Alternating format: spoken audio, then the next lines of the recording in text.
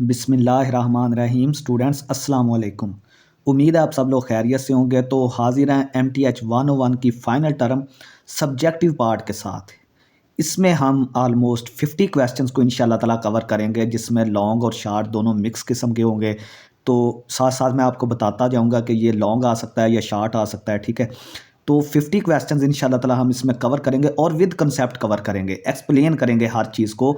तो अगर MTH 101 की आपने जो है वो ऑब्जेक्टिव वीडियो हमने अपलोड कर दी है, अब ये सब्जेक्टिव पार्ट है, तो इन दोनों को आपने मिलाकर अपनी प्रिपरेशन करनी है। ये नहीं है कि आपने MTH 101 कहीं और से देख लिया है सब्जेक्टिव पार्ट, ऑब्जेक्टिव आप कहीं से देख रहे हैं, नहीं।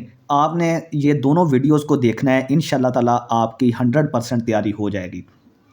कॉन्सेप्ट पे फोकस करना है, यही कॉन्सेप्ट्स होंगे जो आपको पेपर में आएंगे। ज़रूरी नहीं है कि ये बिल्कुल इसी तरह के क्वेश्चन, मतलब कि हू बहू यही कॉपी पेस्ट होगा वहाँ पे, ठीक है।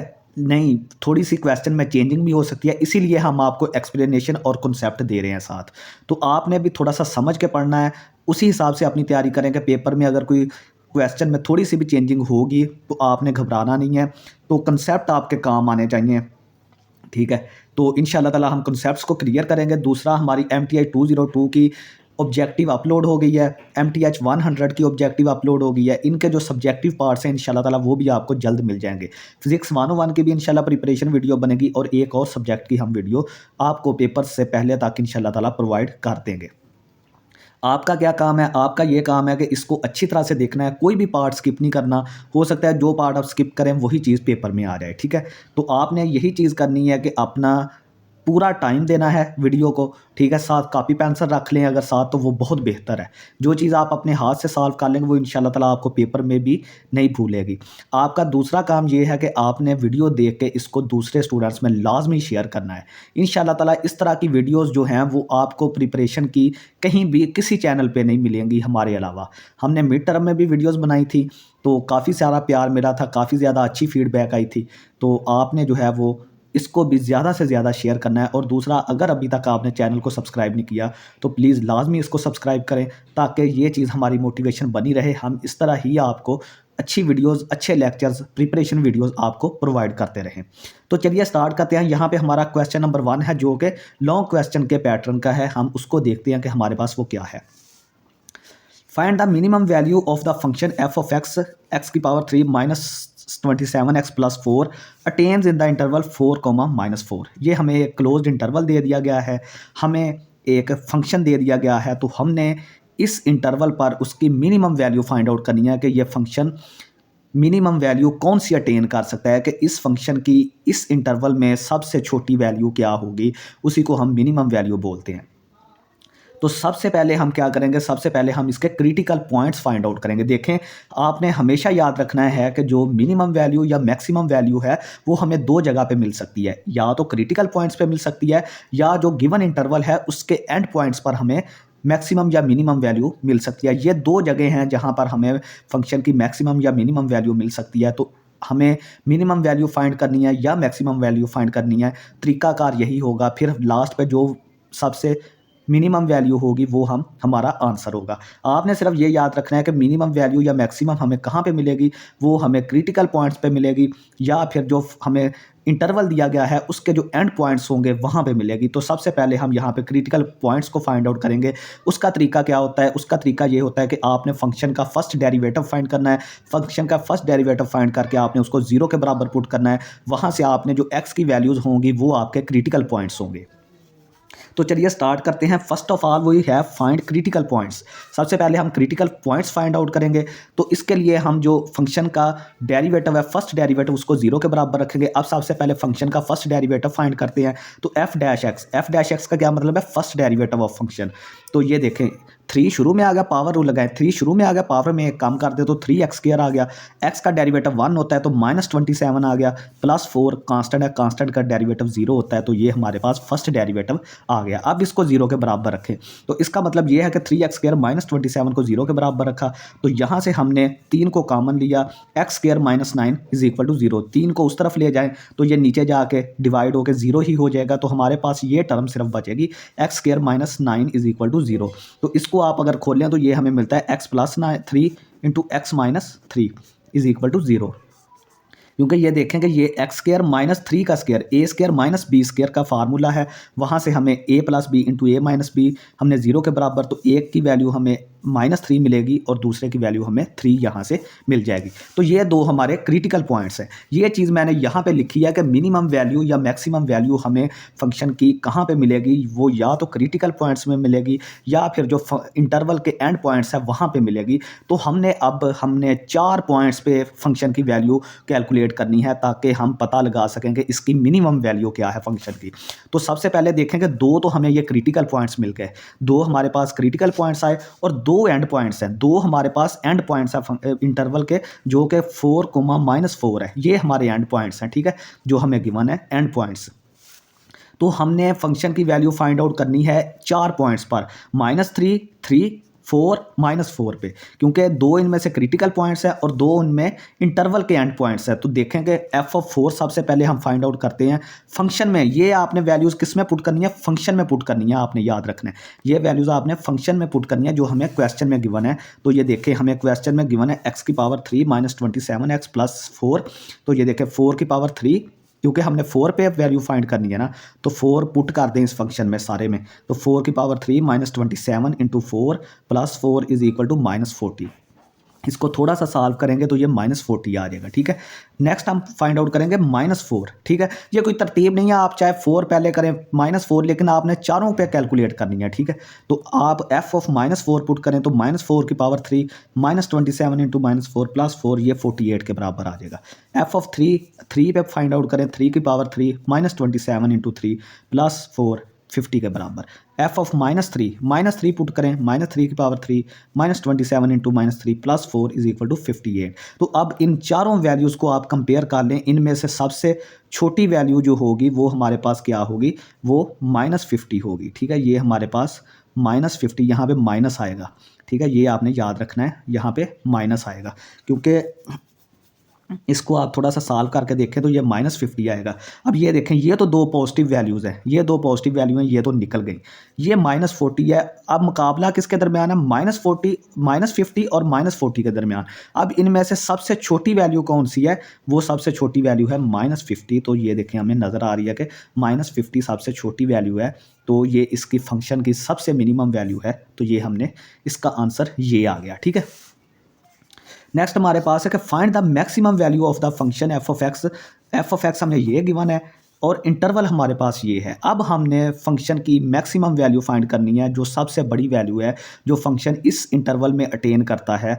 तो हम उसके हिसाब से अब चलेंगे। तो उसके लिए तरीकाकार वही है कि फंक्शन की मैक्सिमम वैल्यू भी हमें क्रिटिकल पॉइंट्स पे मिलेगी या फिर हमें मिलेगी इंटरवल के एंड पॉइंट्स पर। तो चलते हैं कि सबसे पहले हम क्रिटिकल पॉइंट्स फाइंड करेंगे। क्रिटिकल पॉइंट्स के लिए हम इसका सबसे पहले फर्स्ट डेरिवेटिव फाइंड करेंगे। तो फर्स्ट डेरिवेटिव क्या आ गया, 3 शुरू में आया, 3x² हो गया, प्लस 2 शुरू में आया, 3 2 बार 6 × x आ जाएगा। x का डेरिवेटिव 1 होता है तो ये -9 आ गया, ठीक है। ये इसका फर्स्ट डेरिवेटिव आ गया। ये सारे पावर रूल से ही ऑलमोस्ट हल हो रहे हैं। 3 शुरू में पावर में एक काम कर दिया तो 3x², 2 शुरू में 6x आ गया, तो 2 में से एक काम किया तो सिर्फ 1 रह गया, तो 6x आ गया, ठीक है। अब इसको 0 के बराबर पुट करें क्रिटिकल पॉइंट्स के लिए। जब 0 के बराबर पुट किया तो 3x² + 6 - 9 0 के बराबर। यहाँ से हमने 3 कामन लिया, 3 कामन ले के दूसरी तरफ ले गए तो वो भी 0 बन गया। तो ये चीज़ हमारे पास 3 कामन लेने के बाद आ गई। अब इसकी आप फैक्टराइजेशन कर सकते हैं। फैक्टराइजेशन क्या होगी, x² + 3x - x - 3 = 0। तो यहाँ से आप x कामन लें तो x + 3 बच गया। यहाँ से आगे से -1 लें तो x + 3 बच गया, तो 0 के बराबर। तो यहाँ से हमें क्या मिलेगा, x - 1 x + 3 किसके बराबर आ जाएगा, 0 के। तो यहाँ से हमें दो वैल्यूज़ मिलेंगी, x = 1 x = -3। ये हमारे क्रिटिकल पॉइंट्स दो आ गए। और दो अब हमने इंटरवल के एंड पॉइंट्स लेने हैं जो कि -4 और 3 हैं। ये हमारे इंटरवल के एंड पॉइंट्स हैं, -4, 3। तो देखें हमारे पास अगेन 4 वैल्यूज़ आ गई जिन पर हमने फंक्शन की वैल्यू फाइंड करनी है। फिर उसमें से हम डिसाइड करेंगे कि हमारी मैक्सिमम वैल्यू क्या है। तो चलिए देखते हैं। एक -3, 1, -4 और 3, इस पर आप फंक्शन की वैल्यू फाइंड आउट करें। सबसे पहले हमने फाइंड किया 1 पर, तो 1 इस फंक्शन में पुट करें तो हमारे पास -5 आएगा। -3 पुट करें इस फंक्शन में तो हमारे पास 27 आएगा। ये आप थोड़ी सी कैलकुलेशन कर सकते हैं, ठीक है, इसका कोई प्रॉब्लम नहीं है। ये अब -4 पुट करें, -4 पुट किया तो इसको थोड़ा सा करके 20 आ गया। f(3) हमारे पास आ जाएगा, 3 पुट करें तो हमारे पास 27 आ गया। अब ये दो वैल्यूज़ तो निकल गई, ये दो वैल्यूज़। अब ये जो माइनस वाली और 20, ये तो दोनों मुकाबले से निकल गई क्योंकि इससे बड़ी वैल्यूज़ हमारे पास मौजूद हैं 27 और 27। तो 27 दोनों सेम है तो आप इनमें से कोई भी एक ले सकते हैं। तो मैक्सिमम वैल्यू जो फंक्शन की होगी वो 27 होगी इस इंटरवल में, ठीक है। वो हमारे पास क्या होगी, 27 होगी जो मैक्सिमम वैल्यू है इस फंक्शन की। तो ये दो क्वेश्चन जो थे वो लॉन्ग क्वेश्चन के हवाले से बहुत इंपॉर्टेंट थे, आप इनको अच्छी तरह से मतलब समझ लें। Find the absolute maximum and absolute minimum values of the function f of x is equal to 4 - x² on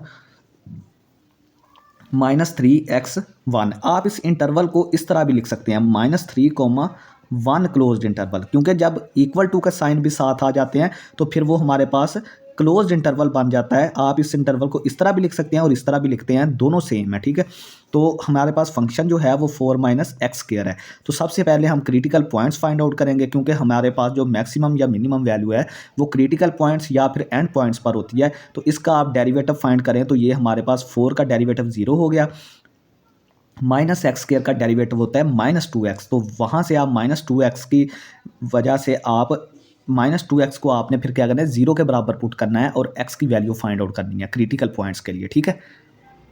तो ये चीज़ आप देख सकते हैं कि f' हमारे पास क्या आया, डेरिवेटिव इसका -2x आया, उसको हमने 0 के बराबर पुट किया और वहाँ से हमारे पास x की वैल्यू जो है वो 0 मिल गई। अब हमने क्या करना है, now we find the values of f of x at 0 and at the end points of interval. अब हमारे पास इस दफ़ा क्रिटिकल वैल्यू सिर्फ 1 आई है और 2 हमारे पास एंड पॉइंट है इंटरवल के, जो कि हमारे पास कौन कौन से हैं, 1 और -3। सबसे पहले 0 पे चेक करें फंक्शन की वैल्यू, तो फंक्शन की वैल्यू 0 पे हमारे पास 4 आ जाएगी।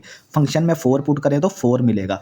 अब आप फंक्शन में 1 पुट करें जो कि एंड पॉइंट है इंटरवल का, तो वहाँ से हमारे पास 3 आ जाएगी। अब दूसरा एंड पॉइंट -3 पुट करें तो वहाँ से हमारे पास -5 आ जाएगी। तो इसमें हमने मैक्सिमम और मिनिमम दोनों वैल्यूज़ बतानी है। तो आप देख सकते हैं कि जो मैक्सिमम वैल्यू है वो 4 है। दो पॉजिटिव वैल्यूज़ हैं 4 और 3 पॉजिटिव वैल्यू है। ये तो मैक्सिमम के लिए ये मुकाबले से निकल गई क्योंकि ये नेगेटिव वैल्यू है। मैक्सिमम के लिए हम बड़ी वैल्यू देखते हैं, तो 4 और 3 में बड़ी वैल्यू 4 है और जो सबसे तीनों में जो सबसे मिनिमम वैल्यू है ये दोनों फिर पॉजिटिव वैल्यू हैं, ये मुकाबले से निकल गई और जो मिनिमम वैल्यू है वो माइनस वाली होगी, तो इसका आंसर -5 होगा, ठीक है। नेक्स्ट हमारे पास है कि find the absolute maximum and absolute minimum values of the function f of x is equal to 2 + x on interval -2 से लेकर 2 तक, ठीक है। इसको हम इस तरह भी इस इंटरवल को लिख सकते हैं, ठीक है, -2 से लेकर 2 तक, ठीक है। तो सबसे पहले हम क्रिटिकल पॉइंट्स फाइंड आउट करेंगे। वो कैसे फाइंड करते हैं, इसका डेरिवेटिव फर्स्ट डेरिवेटिव लेकर उसको 0 के बराबर रख दें।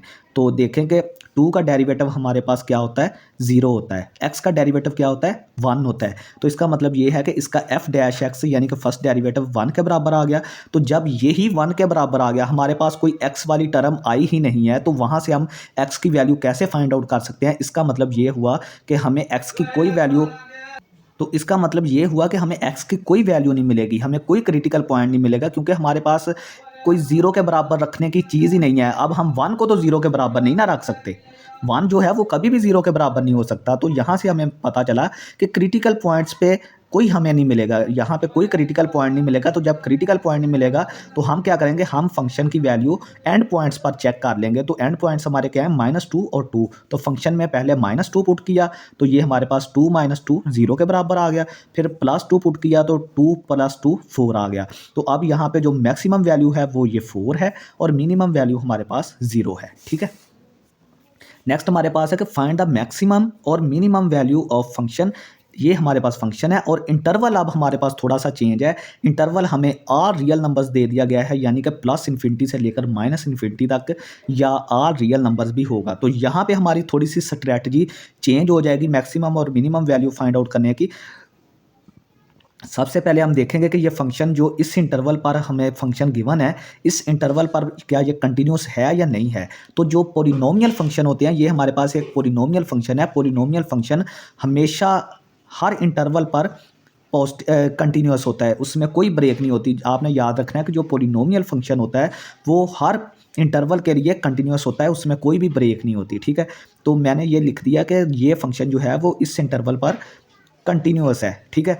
तो कंटिन्यूअस है, तो अब हम क्या करेंगे, अब इस इंटरवल के हमारे पास कोई भी एंड पॉइंट नहीं है। एंड पॉइंट तो तब होंगे ना जब कोई यहाँ पे नंबर्स होंगे, लेकिन यहाँ पे तो प्लस माइनस इन्फिनिटी है, और प्लस माइनस इन्फिनिटी तो कोई भी नंबर नहीं होता हमारे पास, ठीक है। ये कोई नंबर नहीं होता, प्लस और माइनस इन्फिनिटी कोई भी नंबर नहीं होता। तो हम क्या करेंगे, हम यहाँ पे एंड पॉइंट्स पे नहीं चेक करेंगे, बल्कि यहाँ पे हम क्या करेंगे, फंक्शन की लिमिट चेक कर लेंगे। पहले हम क्या करते थे, एंड पॉइंट्स पर फंक्शन की वैल्यू चेक करते थे। अब हम यहाँ पे जो इंटरवल है वो हमें इन्फिनिटी और माइनस इन्फिनिटी दिया गया है, जो कि हम फंक्शन में पुट नहीं कर सकते। तो इसलिए हम क्या करेंगे, इसकी लिमिट चेक कर लेंगे, इस फंक्शन की लिमिट चेक कर लेंगे, पहले पॉजिटिव इन्फिनिटी पर, फिर नेगेटिव इन्फिनिटी पर। तो आपने याद रखना है कि जो लिमिट होती है पॉलिनोमियल फंक्शंस की, जब उसमें एक्स हमारा अप्रोचेस टू इन्फिनिटी या माइनस इन्फिनिटी हो, ठीक है। अगर हमारे पॉलिनोमियल की डिग्री जो सबसे बड़ी डिग्री है वो इवन नंबर हो, तो आप उसमें चाहे पॉजिटिव इन्फिनिटी पुट करें या माइनस इन्फिनिटी पुट करें, आपका आंसर हमेशा प्लस इन्फिनिटी आता है।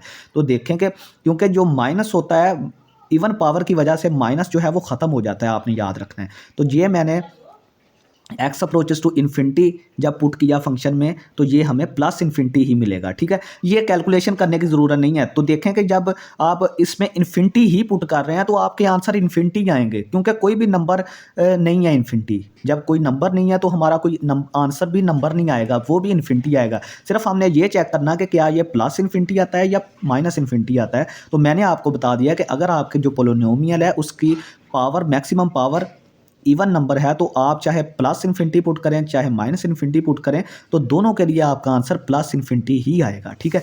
तो जब आपके फंक्शन की वैल्यू, फंक्शन की लिमिट आपकी प्लस इन्फिनिटी की तरफ जा रही है, तो इसका मतलब ये है कि उसकी मैक्सिमम वैल्यू कोई नहीं होगी, क्योंकि मैक्सिमम वैल्यू तो हमें तब मिले ना कि जब हमें कोई नंबर मिल जाए, जिस तरह हमें 2 मिला, 4 मिला, इस तरह। तो ये तो जो मैक्सिमम वैल्यू है ये तो इन्फिनिटी की तरफ जा रही है, ठीक है। फंक्शन जो है वो इन्फिनिटी की तरफ, फॉर एग्जांपल अगर एक फंक्शन यहाँ से स्टार्ट हुआ है, वो अब इन्फिनिटी की तरफ चलता जा रहा है, चलता जा रहा है, तो यहाँ पे हमें मैक्सिमम वैल्यू तो कहीं भी नहीं मिल रही। अगर आप इसको मैक्सिमम वैल्यू लेंगे तो इससे ऊपर भी मैक्सिमम वैल्यू है, इससे ऊपर भी मैक्सिमम वैल्यू है, इस तरह ये चलता जाएगा। तो इसका मतलब ये है कि इस तरह के फंक्शन की हमारे पास मैक्सिमम वैल्यू नहीं होगी, हमारे पास सिर्फ मिनिमम वैल्यू होगी। तो हम वो मिनिमम वैल्यू फाइंड करेंगे। वो कैसे फाइंड करेंगे, वो क्रिटिकल पॉइंट्स की वजह से हम फाइंड आउट कर लेंगे। तो अब हम क्या करेंगे कि इस फंक्शन की मिनिमम वैल्यू हमने फाइंड करनी है, तो वो क्रिटिकल पॉइंट्स पहले फाइंड आउट करेंगे। तो फंक्शन का सबसे पहले डेरिवेटिव ले। फंक्शन का डेरिवेटिव क्या आएगा, 4 शुरू में आ गया, 4 3 बार 12, 12 एक्स की पावर में से एक काम किया तो 12 एक्स की पावर 3 आ गया। 2 शुरू में आया, 48 एक्स आ जाएगा, तो इसका डेरिवेटिव 0 होता है, ठीक है। तो ये हमारे पास डेरिवेटिव ये वाला आया और इसको हमने 0 के बराबर रखा। तो दोनों में से 12x कॉमन लिया हमने, यहाँ से एक्स स्क्वायर माइनस 4 आया। अब देखें कि ये 12x ये वाला ये भी 0 के बराबर है और ये चीज़ भी 0 के बराबर है। तो यहाँ से जब हम 12x को 0 के बराबर रखेंगे तो वहाँ से x की वैल्यू हमें एक 0 मिल जाएगी। ये देखें 12x बराबर 0 के, तो 12 को उठा के उस तरफ लेके गए तो फिर 0 ही आ गया x की वैल्यू, ठीक है। और दो वैल्यूज़ यहाँ से मिलेंगी, एक्स स्क्वायर माइनस 2 का स्क्वायर, ए स्क्वायर माइनस बी स्क्वायर, तो उसको आप लिखेंगे ए प्लस बी इंटू ए माइनस बी, फिर एक्स प्लस 2 एक्स माइनस 2 लिखेंगे, तो वहाँ से हमें एक्स की दो वैल्यूज़ मिलेंगी, +2 और -2 मिल जाएगी। अब ये हमारे 3 क्रिटिकल पॉइंट्स आए हैं, 0 +2 -2 आ जाएगा। तो 0 पे फंक्शन की वैल्यू 1 आती है। जब आप फंक्शन में 0 पुट करेंगे तो वहाँ से हमें फंक्शन की वैल्यू 1 मिल रही है, और 2 पे हमें फंक्शन की वैल्यू 47 मिल रही है, ठीक है। ये आपने फंक्शन में पुट करके कैलकुलेट करनी है, ये मैं थोड़ा सा आपको डायरेक्ट बता रहा हूँ। तो बाकी -2 पुट करेंगे तो ये हमारे पास क्या आएगी, -47 आएगी। तो हमने बोला था कि इस फंक्शन की मैक्सिमम वैल्यू नहीं है, हमने सिर्फ मिनिमम वैल्यू फाइंड करनी है। तो ये देखें, ये दो तो पॉजिटिव नंबर्स हैं, तो 2 पॉजिटिव नंबर हैं, तो ये माइनस वाला एक नंबर हमारे पास मौजूद है, तो यही हमारी मिनिमम वैल्यू होगी। तो -47 इसकी मिनिमम वैल्यू है और मैक्सिमम वैल्यू इस फंक्शन के लिए एग्जिस्ट ही नहीं करती। तो नेक्स्ट हम बात करते हैं कि check the validity of mean value theorem. F of x ये फंक्शन है हमारा 3x माइनस एक्स की power 3 on the interval 0,2 also find c if possible. तो सबसे पहले आपने ये चीज़ याद रखनी है कि मीन वैल्यू थ्योरम क्या बताता है हमें, ठीक है। मीन वैल्यू थ्योरम हमें ये बताता है कि आपके पास दो कंडीशन सबसे पहले होनी चाहिए कि जो आपका फंक्शन है वो इस इंटरवल पर, क्लोज्ड इंटरवल पर कंटिन्यूस होना चाहिए। तो देखें ये एक पोलिनोमियल फंक्शन है, तो पोलिनोमियल फंक्शन के बारे में मैंने आपको बताया था कि ये हर जगह पे कंटिन्यूस होता है, तो इस इंटरवल पे भी कंटिन्यूस है। दूसरी इसकी शर्त ये होती है कि फंक्शन आपका डिफरेंशिएबल हो ओपन इंटरवल 0,2। अब इसका क्लोज इंटरवल मैंने आपको बताया था उधर ऑब्जेक्टिव पार्ट में कि जो हमारे डेरिवेटिव्स होते हैं ना वो एंड पॉइंट्स पर एग्जिस्ट नहीं करते। आपने याद रखना है कि डेरिवेटिव्स एंड पॉइंट्स पर एग्जिस्ट नहीं करते, तो इसलिए जब हम फंक्शन की डिफरेंशिएबिलिटी चेक करते हैं तो एंड पॉइंट्स को हम निकाल देते हैं। तो हम एंड पॉइंट्स को जब निकालेंगे 0,2 को तो ये ओपन इंटरवल आ जाएगा हमारे पास। तो फंक्शन हमारा इस इंटरवल पर डिफरेंशिएबल भी है और इस इंटरवल पर कंटिन्यूस भी है, तो हमारा मीन वैल्यू थ्योरम जो है वो अप्लाई हो सकता है क्योंकि ये दोनों कंडीशंस को इसने सेटिस्फाई कर लिया है। अब हमें मीन वैल्यू थ्योरम क्या बताता है कि अगर ये दोनों कंडीशन सेटिस्फाई हो रही हैं तो हमें एक सी मिलेगा 0,2 इंटरवल ओपन इंटरवल में से 0,2 इंटरवल जो है ओपन इंटरवल, इसमें से एक सी, हमें कोई सी नंबर मिलेगा कि अगर आप उस पॉइंट सी पर फंक्शन का डेरिवेटिव लें तो वो इस चीज़ के बराबर हमें मिल जाएगा, F of B minus F of A over B minus A. ठीक है, ये मीन वैल्यू थ्योरम आपने शॉर्ट क्वेश्चन में याद रखना है। ये मैंने आपको सारा समझा दिया है, सिर्फ आपने वर्डिंग में अपनी में लिख देना है कि दो कंडीशंस हैं। ठीक है, इसकी दो कंडीशंस हैं, जब वो पूरी होंगी तो हमें एक सी मिलेगा इस इंटरवल में से जिसके लिए ये चीज़ सेटिस्फाई हो जाएगी। ठीक है, यहाँ पर अगर आप एफ ऑफ ए चेक करें, एफ ऑफ ए का क्या मतलब है, फंक्शन की वैल्यू फर्स्ट पॉइंट पर जो कि हमें 0 दी गई है, तो आपने फंक्शन की वैल्यू 0 पर चेक करनी है, वो हमें 0 मिलेगी। एफ ऑफ बी का क्या मतलब है, फंक्शन की वैल्यू 2.2 पर, लास्ट पॉइंट पर। ठीक है, एफ ऑफ बी, बी हमारा लास्ट पॉइंट होता है, तो 2 जब आपने फंक्शन में लास्ट पॉइंट हमारा 2 है ना, फर्स्ट पॉइंट 0 है, लास्ट पॉइंट 2 है, तो वो हमारे पास -2 हमें मिल जाएगा। ठीक है, तो ये हमने एफ ऑफ ए और एफ ऑफ बी की वैल्यूज़ भी फाइंड आउट कर ली हैं। अब हमने क्या करना है, फंक्शन का डेरिवेटिव फाइंड करें। तो फंक्शन का डेरिवेटिव हमने फाइंड किया तो वो हमारे पास 3 माइनस 3x² आ गया, वो सेम पावर रूल लगा कर। ठीक है, और अब हमने क्या करना है, यहाँ पे अब इस चीज़ को देखें, यहाँ पे x की जगह पे क्या है, c है, तो x की जगह पे c पुट करते हैं। तो ये देखें हमने c पुट कर दिया, 3 माइनस 3c², ये किसके बराबर आ गया, अब ये हमारे पास बराबर है इस चीज़ के बराबर है। ठीक है, यानी एफ डैश सी, ये एफ डैश सी है हमारा। अब ये किसके बराबर है, इस चीज़ के बराबर। अब इसमें वैल्यूज़ पुट करें, एफ ऑफ बी की वैल्यू -2 आई थी, -2 लिखें, माइनस एफ ऑफ ए की वैल्यू 0 थी तो ये 0, नीचे 2 माइनस 0, बी की वैल्यू 2 थी, ए की वैल्यू 0 थी तो 2 माइनस 0, ये किसके बराबर है, 3 माइनस 3c² के बराबर है। तो यहाँ से आप इसको थोड़ा सॉल्व करें तो ये -1 के बराबर आता है, यहाँ से 3 कॉमन लें तो 1 माइनस c², 3 उस तरफ जाके -1/3 आ जाएगा, तो c² की वैल्यू हमारे पास 4/3 आ जाएगी। ये 1 को उस तरफ लेके एलसीएम लेके थोड़ा सा सॉल्व करें तो 4/3 आ जाएगा। ठीक है, नेक्स्ट हमारे पास है c की वैल्यू, आप दोनों तरफ स्क्वायर रूट ले लें, स्क्वायर रूट लेंगे तो c रह जाएगा इस तरफ, तो 4 का स्क्वायर रूट 2 के बराबर होता है और इसका स्क्वायर रूट ऊपर आ जाएगा। और जब स्क्वायर रूट लेते हैं तो दो वैल्यूज़ आती हैं प्लस माइनस की, तो हमने सिर्फ ये पॉजिटिव वैल्यू लेनी है क्योंकि ये हमारी, हमने ऐसा सी ढूंढना है जो 0,2 इंटरवल के दरमियान होगा। तो जो पॉजिटिव वैल्यू है वो इस इंटरवल में पाई जाती है और जो नेगेटिव वैल्यू है वो इसमें नहीं पाई जाती क्योंकि ये हमारा इंटरवल पॉजिटिव है।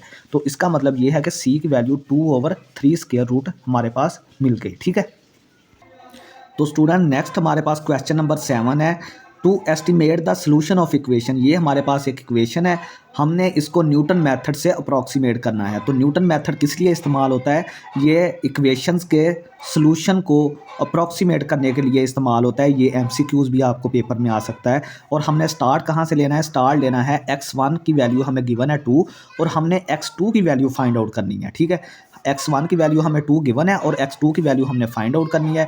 तो सबसे पहले हमने क्या करना है कि फंक्शन जो है उसका डेरिवेटिव फाइंड करें। तो f डैश x हमारे पास आ जाएगा 3 शुरू में, पावर में से एक कम 3x² आ जाएगा, माइनस 7 -7 आ जाएगा, एक्स का डेरिवेटिव 1 होता है, ये चीज़ 0 हो जाएगी, कांस्टेंट का डेरिवेटिव 0 हो गया। नेक्स्ट हमारे पास है कि हमें गिवन है कि x1 की वैल्यू 2 है, तो x1 की वैल्यू 2 है, तो 2 पॉइंट पर हमने, क्योंकि हमने क्या करना है, 2x2 की वैल्यू फाइंड आउट करनी है, तो उसके लिए हमें फंक्शन की वैल्यू पॉइंट 2 पर और उसके फंक्शन के डेरिवेटिव की वैल्यू भी 2 पर हमें चाहिए। वो हम जब फार्मूला लिखेंगे तो हमें पता चलेगा कि ये दो वैल्यूज़ हमने क्यों फाइंड की है। तो सबसे पहले आपने जो गिवन पॉइंट है यानी कि x1, आपने x1 इज इक्वल टू 2 है, तो इस 2 पॉइंट पर आपने फंक्शन की वैल्यू और फंक्शन के डेरिवेटिव की वैल्यू फाइंड आउट करनी है। तो ये हमने फंक्शन के वैल्यू फाइंड की है -7 और ये फंक्शन के डेरिवेटिव की वैल्यू फाइंड की है +5। देखेंगे ये हमारे पास डेरिवेटिव है, इसमें आपने 2 पुट कर देना है, ये फंक्शन है, इसमें आपने 2 पुट कर देना है, ठीक है। ये हमने दो वैल्यूज़ फाइंड कर ली। अब न्यूटन मेथड का फार्मूला क्या है, वो कहता है कि x हमारा n+1 is equal to xn minus F of xn बटा f of x dash xn। तो n की वैल्यू हमारे पास 1 2 3 अप टू सोन चलती जाएगी। अब हमने x2 फाइंड आउट करना है, तो हमें नज़र आ रहा है कि अगर हम n की वैल्यू 1 ले लें तो 1 + 1 x2 हो जाएगा। अब n की वैल्यू 1 लेंगे तो यहाँ पे 1 रखें तो x2 किसके बराबर आ जाएगा, x1 minus F of x1 over F dash x1, ठीक है। x2 किसके बराबर आ जाएगा, यहाँ पे जब n की वैल्यू 1 रखेंगे, यहाँ पे तो x2 बन जाएगा, यहाँ पे x1 बन जाएगा और यहाँ पे f ऑफ x1 बनेगा और यहाँ पे f ऑफ डैश x1 बन जाएगा, जिसकी वैल्यू हम यहाँ पे ये ऊपर दोनों वैल्यूज़ कंप्यूट करके आए हैं। तो x2 किसके बराबर आ जाएगा, x1 माइनस दिस आ जाएगा। तो अब हमारे पास x1 की वैल्यू 2 थी, ये माइनस दरमियान में आ गया। f ऑफ x1 यानी कि f ऑफ 2 की वैल्यू, क्योंकि x1 की वैल्यू 2 थी ना, तो f ऑफ x1 की वैल्यू हमने f ऑफ 2 की वैल्यू रखनी है, तो ये -7 थी, यहाँ पे -7 रखें। ये f डैश x1, ये f डैश x1 की वैल्यू 2 थी, तो f डैश 2 किसके बराबर था, 5 के बराबर, तो नीचे 5 रखें। ये 2 + 7/5, ये हमारे पास 7/15 आ जाएगा, ये x2 की वैल्यू हमें मिल जाएगी। नेक्स्ट है एवेलुएट द फॉलोइंग इंटेग्रल्स। अब हम इंटीग्रेशन के पार्ट की तरफ जा रहे हैं, ठीक है। इंटीग्रेशन कुछ मैंने आपको ऑब्जेक्टिव पार्ट में भी करा दिया है, अब सब्जेक्टिव पार्ट के लिए चलते हैं। इसके दो हमारे पास क्या है, पार्ट्स हैं। सबसे पहले ये क्वेश्चन 1 देखते हैं, ये हमें गिवन है secant x into secant x plus cos x into D x. तो इसको हमने लेट कर लिया कि ये आई के बराबर है, ठीक है। तो आपने क्या करना है, सीकेंट एक्स को इससे भी ज़रब दे दें और सीकेंट एक्स को इससे भी ज़रब दे दें। तो ये देखें आई किसके बराबर आ गया, इंटीग्रेशन वैसे ही आ गया, secant square x plus secant x cos x. इसको हमने इसको भी ज़रब दे दी और इसको भी ज़रब दे दी, साथ डी एक्स आ गया। अब आपने क्या करना है कि दो फंक्शन जमा हो रहे हैं तो दोनों पे अलग-अलग इंटेग्रल अप्लाई कर दें। इस पे इंटेग्रल अप्लाई होगा तो आई बराबर आ जाएगा सीकेंट स्क्वायर डी एक्स। ये डी एक्स इसके साथ भी आएगा और इसके साथ भी आएगा, दरमियान में प्लस आ जाएगा। अब इंटेग्रल इस पे अप्लाई करें तो सीकेंट एक्स कॉज एक्स और साथ डी एक्स आ जाएगा। अब हमने पढ़ा है कि जो सीकेंट स्क्वायर एक्स होता है ना, अगर उसकी हम इंटीग्रेशन करें तो वो आपने याद रखना है किसके बराबर होती है, tan एक्स के बराबर। ये फार्मूले होती हैं, ये आपने याद रखने हैं कि सीकेंट स्क्वायर एक्स की जो इंटीग्रेशन होती है वो किसके बराबर होती है, tan एक्स के। तो यहाँ पे हम इसकी जगह पे tan एक्स लिख सकते हैं और इसकी जगह पे cos एक्स वैसे ही पड़ा रहे। cos एक्स जो होता है उसका रेसिप्रोकल क्या होता है, सीकेंट एक्स होता है। cos एक्स का रेसिप्रोकल क्या होता है, सीकेंट एक्स होता है। तो इसका मतलब ये है कि सीकेंट एक्स को हम क्या लिख सकते हैं, 1/cos एक्स, क्योंकि ये एक दूसरे के रेसिप्रोकल है ना। तो सीकेंट एक्स की जगह पे हम क्या लिख सकते हैं, 1/cos एक्स। तो आपने क्या करना है, ये cos एक्स वैसे ही रहेगा और इस सीकेंट एक्स की जगह पे 1/cos एक्स लिखें तो ये cos एक्स ऊपर चला जाएगा, ये cos एक्स नीचे आ जाएगा, तो ये दोनों आपस में कट जाएंगे, cos एक्स कट जाएगा, यहाँ पे 1 dx आ जाएगा। तो i = tan x और 1 की इंटीग्रेशन मैंने आपको बताई थी वो x के बराबर होती है। तो ये +x tan x plus x और प्लस कांस्टेंट ऑफ इंटीग्रेशन साथ लाजमी आएगा, ठीक है। नेक्स्ट हम चलते हैं पार्ट 2 की तरफ, इसको भी i के बराबर लेट कर लें। तो ये हमें गिवन है क्वेश्चन में, ये क्वेश्चन है। आपने सिंपल क्या करना है, सिंपल आपने ये करना है कि ये वाली जो टर्म है इसको भी cos स्क्वायर एक्स से डिवाइड कर दें, ठीक है, और इस टर्म को भी cos स्क्वायर एक्स से डिवाइड कर दें।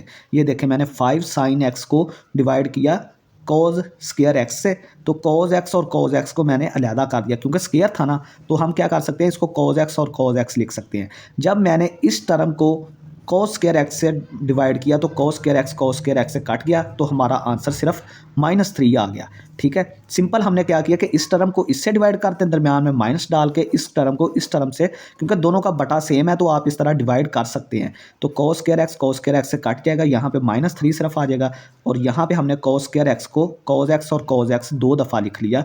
जब आप इसको मल्टीप्लाई करेंगे अगेन यही चीज़ बन जाएगी, ये साथ dx आ जाएगा। ठीक है, अब नेक्स्ट हम क्या करते हैं, नेक्स्ट हम ये करते हैं कि 5 वैसे ही रह गया, sin x और cos x, sin x बटा cos x को हमने अलहदा कर लिया, और 1/cos x, ये जो cos x था इसको 1/cos x अलहदा कर लिया, और -3 साथ वैसे ही आ गया, और dx वैसे ही आ गया। अब आपने क्या करना है, दोनों पे इंटेग्रल को अलहदा कर दें, इस पे भी इंटेग्रल को अलहदा कर दें और इस पे भी इंटेग्रल को। ये जब इंटेग्रल पे आएगा तो ये आ जाएगा integral of 5 × sin x cos x, ठीक है, और 1/cos x साथ dx, क्योंकि dx इसके साथ भी आता है और इसके साथ भी आएगा।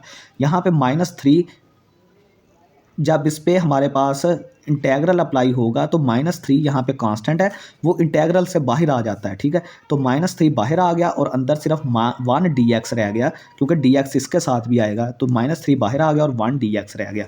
तो यहाँ से हम क्या बोलेंगे, यहाँ से हम बोलेंगे कि I = 5 sin x बटा cos x किसके बराबर होता है, tan x के बराबर होता है, और 1/cos x किसके बराबर मैंने आपको बताया था, वो secant x का रेसिप्रोकल है, तो secant x dx आ गया। -3 ये 1 dx साथ वैसे ही आ गया। तो यहाँ से आपने याद रखना है कि 5 जो है वो कांस्टेंट है, तो इंटीग्रेशन से बाहर चला जाएगा, तो tan x secant x जो है वो किसकी इंटीग्रेशन है, वो secant x की इंटीग्रेशन है। यानी कि जो इंटीग्रेशन tan x और secant x की होती है, मैंने ये साथ लिख भी दिया है कि जो tan x और secant x की इंटीग्रेशन है वो किसके बराबर होती है, secant x के बराबर होती है। तो इस सारी चीज़ को आपने secant x से रिप्लेस कर दिया, ये 5 कांस्टेंट था, ये पहले ही बाहर था, तो 5 secant x -3 तो यहाँ से 1 की इंटीग्रेशन x होती है तो x आ गया, तो +c हमारा कांस्टेंट ऑफ इंटीग्रेशन हमें मिल जाएगा। नेक्स्ट हमारे पास है कि गिवन दैट f' इसके बराबर है, हमने फाइंड करना है f(3) की वैल्यू। ठीक है, ये हमारे पास ये गिवन है, यानी कि किसी फंक्शन का डेरिवेटिव हमें गिवन है, तो हमने फंक्शन की वैल्यू ऐड पॉइंट 3 पे फाइंड करनी है। ठीक है, हमें किसी फंक्शन का डेरिवेटिव गिवन है और फंक्शन की वैल्यू हमने ऐड पॉइंट 3 पे फाइंड आउट करनी है। ठीक है, तो यहाँ पे सबसे पहले हम क्या करेंगे स्टूडेंट्स के, हमें जिस फंक्शन का डेरिवेटिव दिया गया है ना, हम वो फंक्शन फाइंड आउट करेंगे, क्योंकि हमने f(3) फाइंड करना है, यानी कि हमने फंक्शन की वैल्यू फाइंड करनी है ऐड पॉइंट 3। तो जब तक हमारे पास फंक्शन की वैल्यू नहीं आएगी, तो जब तक हमारे पास फंक्शन ही नहीं आएगा तो हम फंक्शन की वैल्यू कैसे फाइंड आउट कर सकते हैं। तो सबसे पहले हमारा काम है कि जो फंक्शन है जिसका डेरिवेटिव हमें दिया गया है वो फंक्शन हम फाइंड करें। तो हम क्या करेंगे, उसका इंटेग्रल ले लेंगे, क्योंकि इंटेग्रल जो है वो डेरिवेशन को कैंसिल कर देता है, दोनों एक दूसरे के उल्ट प्रोसेस हैं, तो उसकी वजह से हमें फंक्शन मिल जाएगा। तो f(x) जो फंक्शन हमने फाइंड आउट करना है वो कैसे फाइंड आउट करेंगे कि जो फंक्शन जिस फंक्शन का हमें डेरिवेटिव दिया गया है अगर उसका हम इंटीग्रेशन कर लें। ठीक है, क्योंकि इंटीग्रेशन और डेरिवेशन दोनों रिवर्स प्रोसेस है, एक दूसरे को कैंसिल करते हैं। ये देखें, ये डेरिवेटिव इंटीग्रेशन से कैंसिल हो जाएगा, तो हमारे पास ओरिजिनल फंक्शन हमें मिल जाएगा जो कि f(x) होगा। तो आप क्या करें, f'(x) की इंटीग्रेशन कर दें ताकि आपको ओरिजिनल फंक्शन मिल जाए। तो ये हमारे पास f'(x) यहाँ पे मौजूद था, और साथ ये वाला dx, f'(x) की जगह पे उसकी वैल्यू रखें और साथ dx आ जाएगा। नेक्स्ट हम क्या करेंगे कि इस पे भी इंटीग्रेशन अप्लाई कर दें और इस पे भी अप्लाई कर दें।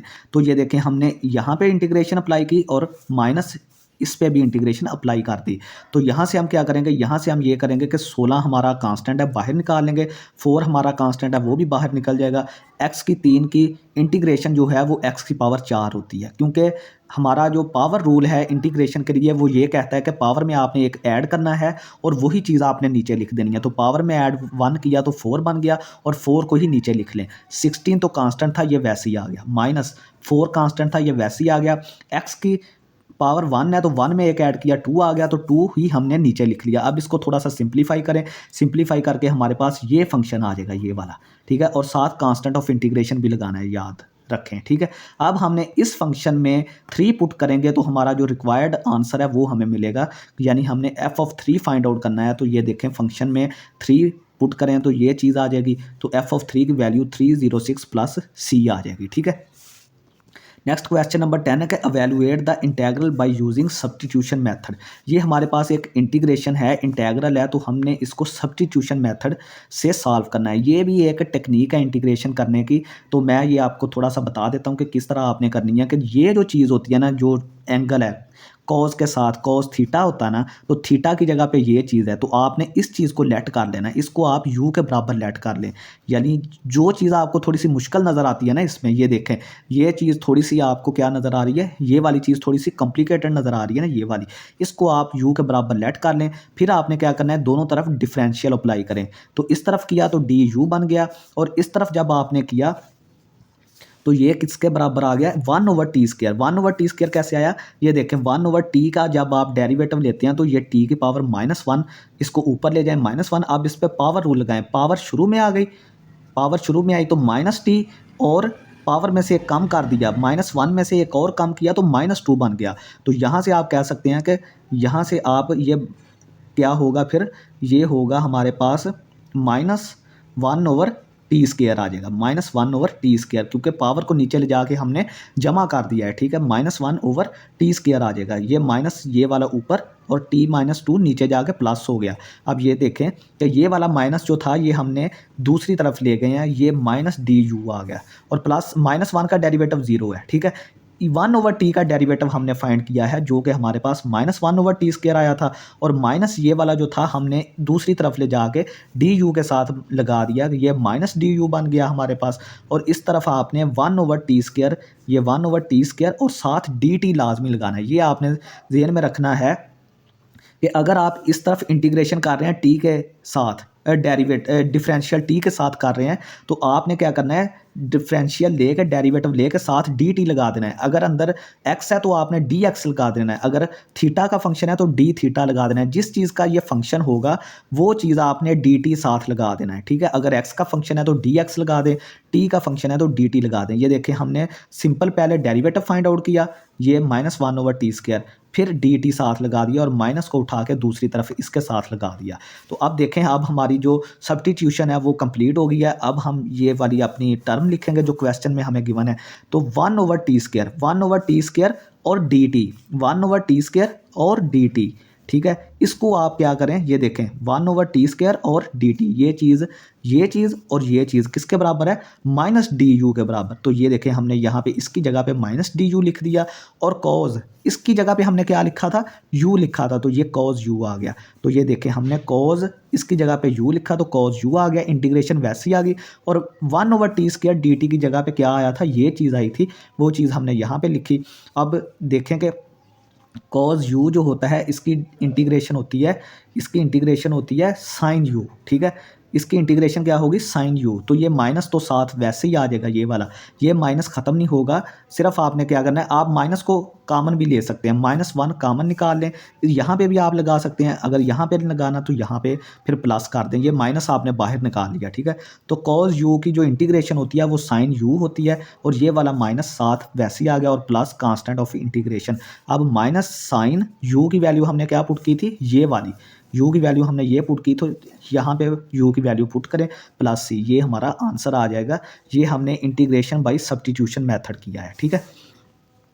नेक्स्ट एक और हमारे पास सब्स्टिट्यूशन का क्वेश्चन है। इसमें हम क्या करेंगे कि ये जो कॉम्प्लिकेटेड चीज़ नज़र आ रही है इसको हम t के बराबर या u के बराबर, जो आपकी मर्ज़ी है वो लेट कर लें। तो ये वाली चीज़ को आप t के बराबर लेट कर लें। अब दोनों तरफ d ले लें, डिफरेंशियल d लिया तो इसका डेरिवेटिव तो 1 हो गया, और ln x का डेरिवेटिव आपको पता है 1/x होता है। इसका derivative, natural log of x का डेरिवेटिव क्या होता है, ln x का जो डेरिवेटिव होता है ना वो किसके बराबर होता है, 1/x के बराबर होता है। तो ये देखें 1/x। अब मैंने आपको बताया था कि अगर x का फंक्शन है तो आपने साथ dx लगा देना है इस तरफ। जब आप यहाँ पे डेरिवेटिव ले लेंगे तो अगर x का फंक्शन है तो 1/x dx आ जाएगा। तो इस तरफ क्या चल रहा है, dt, क्योंकि यहाँ पे हमने d लिया है ना, तो dt किसके बराबर आ जाएगा, ये 0 हो जाएगा, और इसका डेरिवेटिव हमारे पास क्या आ जाएगा, 1/x आ जाएगा, और साथ हमने dx लगा लिया। अब हम क्या करेंगे, अब ये देखें, ये हमारा क्वेश्चन था, इसको हम ये ऊपर वाली चीज़ को तो हमने t की पावर 3 कर दिया, क्योंकि ये इसको सारी को t लेट किया था ना। तो ये टी की पावर 3 हो गया, और ये 1/x dx। अब ये ऊपर वाली चीज़ तो ख़त्म हो गई। अब ये अंदर जो 1/x और dx, ये 1 यहाँ पे 1 रह गया ना, फिर 1/x और dx को अलहदा किया, तो ये तो dt के बराबर था, तो t की पावर 3, इसकी जगह पे t की पावर 3, और इसकी जगह पे 1/x dx की जगह पे हमने dt लगा दिया, क्योंकि ये इसकी वैल्यू dt थी। तो अब आप इसकी इंटीग्रेशन कर सकते हैं, तो t की पावर 4, अब पावर रूल लगा दें, पावर में एक जमा कर दें और वही चीज़ नीचे लिखें। तो एक जमा किया 4 आ गया, नीचे भी 4 प्लस कांस्टेंट ऑफ इंटीग्रेशन आ गया।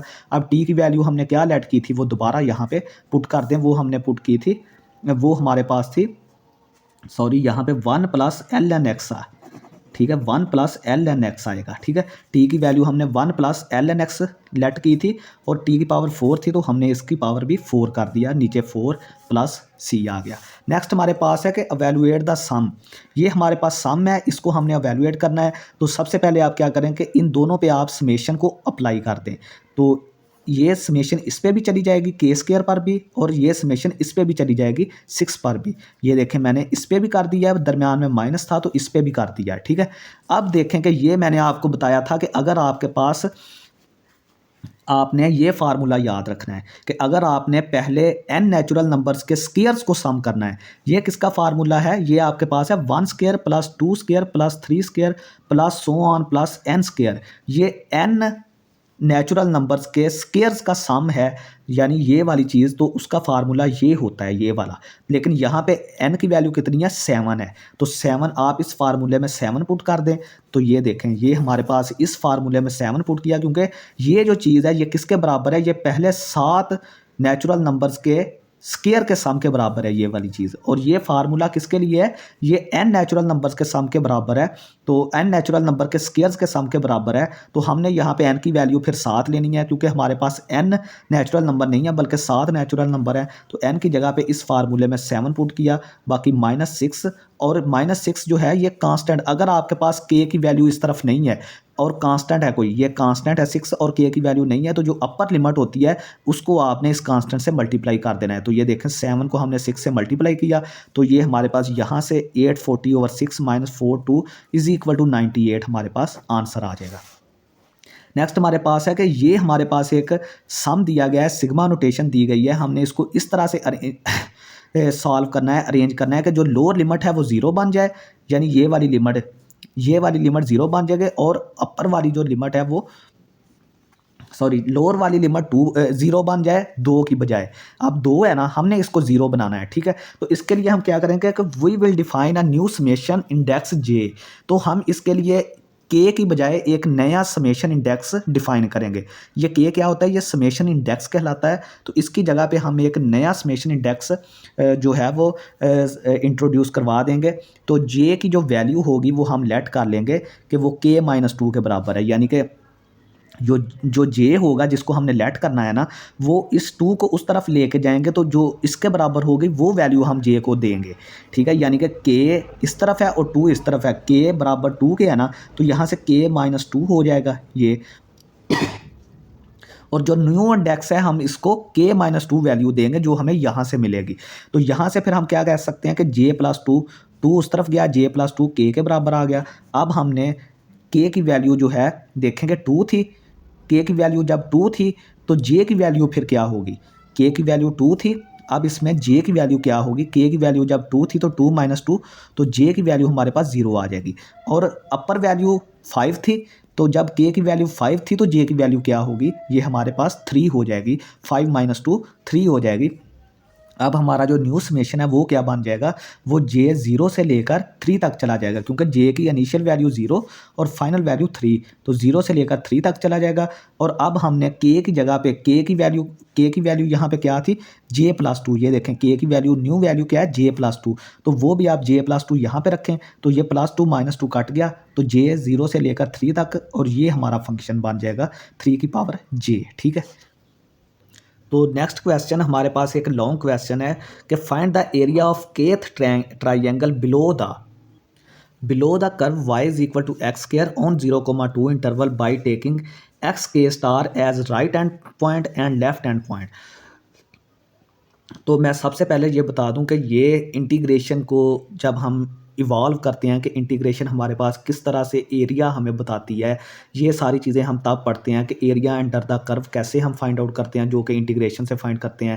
ہم کیا کرتے ہیں کہ جو ایریا انڈر دا کرو ہوتا ہے اس کو چھوٹی چھوٹی ریکٹینگلز میں چینج کر لیتے ہیں، ڈیوائڈ کر لیتے ہیں، پھر ہر ریکٹینگل کی ہم ہائٹ اور وڈتھ فائنڈ آؤٹ کر کے پھر وہ ہمیں ایریا مل جاتا ہے ریکٹینگل کا، پھر ہر ایریا کو ہم جمع کرتے ہیں، ٹھیک ہے، وہ پھر ہمیں ٹوٹل ایریا دے دیتا ہے انڈر دا کرو۔ تو ہمارے پاس یہ جو گیون کرو ہے وہ ایک پیرابولا ہے، ٹھیک ہے، تو ہم نے اس کے انڈر جو 0 سے لے کر 2 تک انٹرول ہے وہ اس کو جو ایریا بنتا ہے 0 سے لے کر 2 تک اس طرح کر کے، ٹھیک ہے، یہ والا ایریا جو ہے یہ والا ایریا یہ، ٹھیک ہے، یہ والا ایریا، یہ 0 سے لے کر 2 تک جو ایریا بن رہا ہے اس کا ہم نے اس کو کیلکولیٹ کرنا ہے، اور ہم نے جو ایکس کے اسٹار ہے اس کو پہلے رائٹ ہینڈ پوائنٹ لینا ہے اور پھر لیفٹ ہینڈ پوائنٹ لینا ہے، ٹھیک ہے۔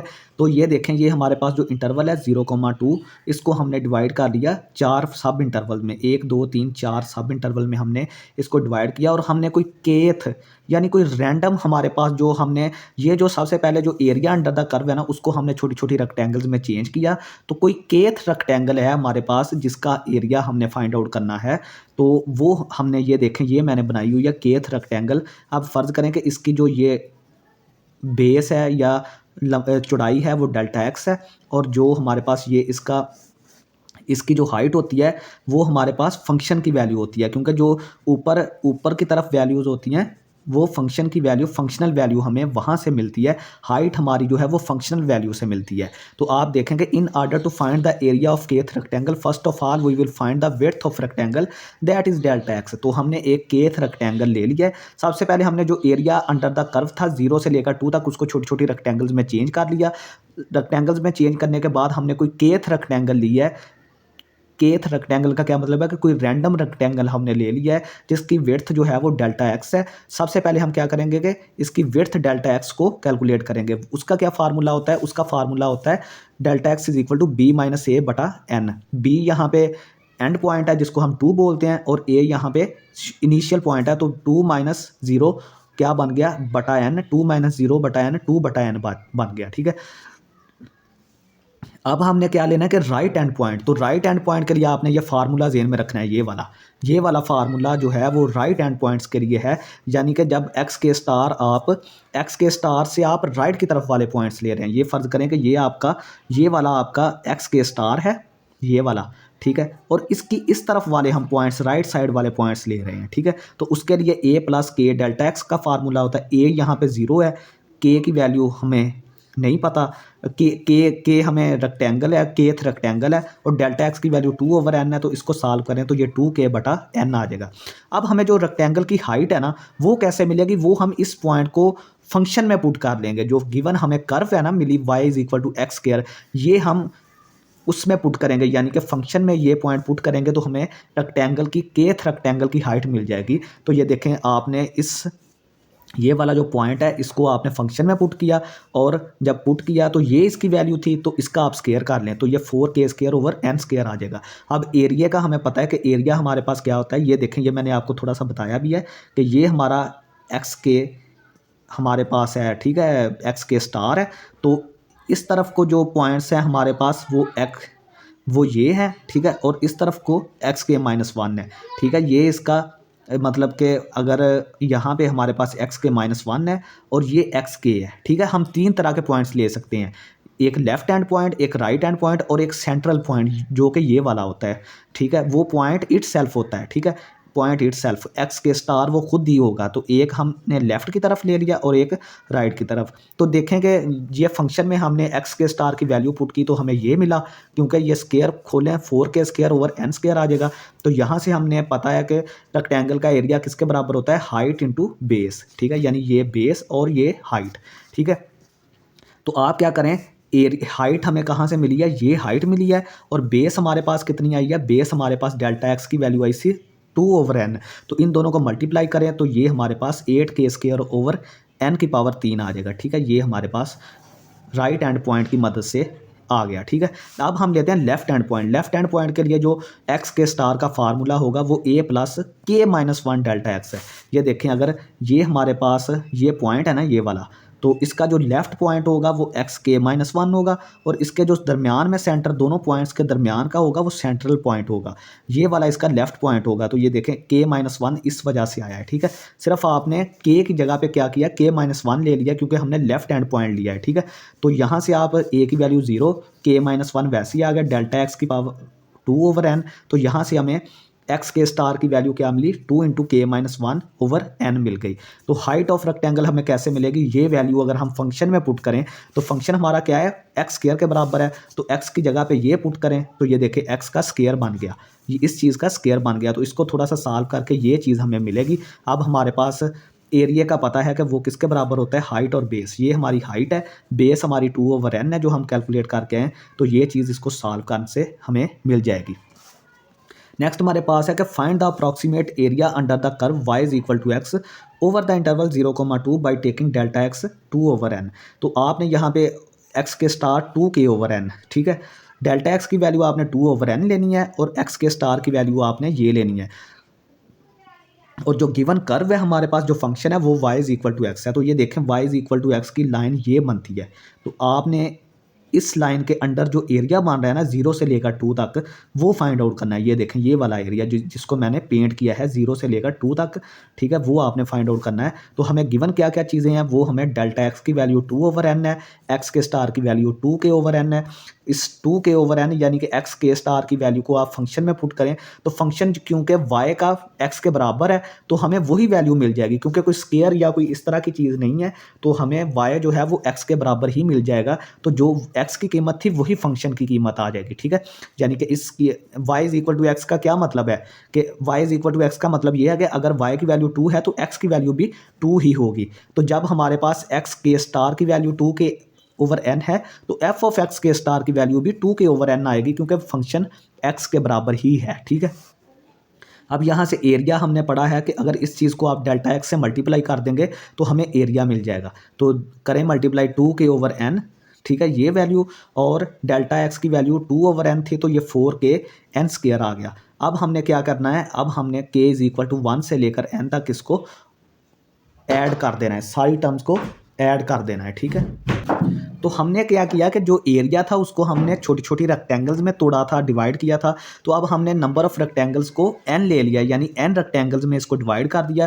اب جو ہر ریکٹینگل کا ایریا تھا اس کو ایڈ کر دیں 1 سے لے کر n تک۔ سمیشن کا کیا مطلب ہوتا ہے، 1 سے لے کر n تک جو ریکٹینگلز تھی ان کو ہم نے ایڈ کر دیا، تو اس کی جگہ پہ آپ کیا لکھیں، یہ 4k/n² آ گیا، ٹھیک ہے۔ یہ ساری چیز کس کے برابر آئی تھی، یہ دیکھیں یہ والی چیز 4k(n²), تو یہ چیز یہاں پہ آ گئی۔ اب 4/n² کامن کانسٹنٹ ہے تو یہ سمیشن سے باہر آ جائے گا، تو یہ چیز جو ہے، یہ چیز میں نے آپ کو بتایا تھا کہ اس کا سم آف n نیچرل نمبرز کا جو فارمولا ہوتا ہے وہ n × n+1 ہمارے پاس اوور 2 کے برابر ہوتا ہے۔